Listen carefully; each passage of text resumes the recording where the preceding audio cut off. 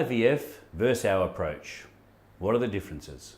IVF is designed to harvest about a dozen or more eggs from your ovaries through drugs and either put them in a dish with a whole heap of sperm and see which one fertilizes, or select specific sperm to inject directly into the egg itself. This is called ICSI, I-C-S-I. So while you're seeking IVF treatment, whether you have irregular periods, low AMH levels, if you have rusty coloured menstrual blood, or dark brown or black menstrual blood, if you have strong cramps and PMS, none of these things are important.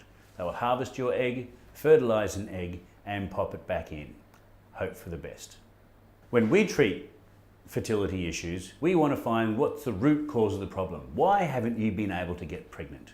There can be so many different reasons why you can't get pregnant. One of the things we first look at is, how is your menstrual health? Do you have a 28 to 32 day cycle? Do you have 5 to 7 days of fresh red bleeding? If so, that's great news. That's a very good start. But how are your energy levels? Do you suffer dull, lingering lower back pain? Do you have irregular menstruation? Do you get sore and tender breasts? Do you get premenstrual tension? All of these are symptoms that give us clues as to what might be going on inside your body. When we treat you, we treat the root cause of the problem to resolve the issues that you have. The people who should be using IVF are the ones that have no fallopian tubes or none of their own eggs left.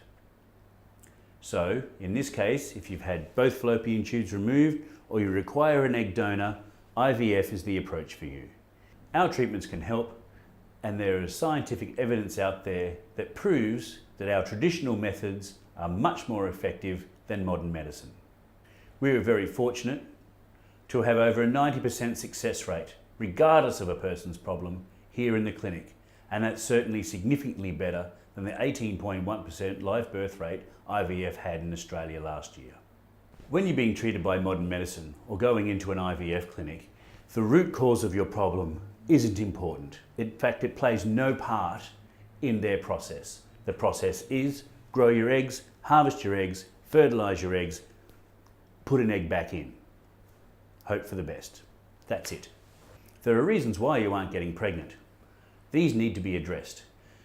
Pregnancy isn't just about fertilising an egg. Are you a proper growing field? When I was a kid, you would dry out tomato seeds and then we'd put them in a bit of damp cotton wool, put it in the cupboard for a couple of days and it would sprout. Now, we all know that you just can't chuck that tomato seed anywhere and expect to have nice, happy, healthy red tomatoes in a month or two time. It doesn't work like that. You need to put them in the right place, in the right season, with the right soil. If you do that and you look after it, you're guaranteed to get tomatoes. This is a little bit the same with a woman's body and conception. If there are things that are preventing you from getting pregnant, then if you don't resolve these problems, you mightn't get pregnant. And this is perhaps the main reason why IVF seems to fail more often than it succeeds.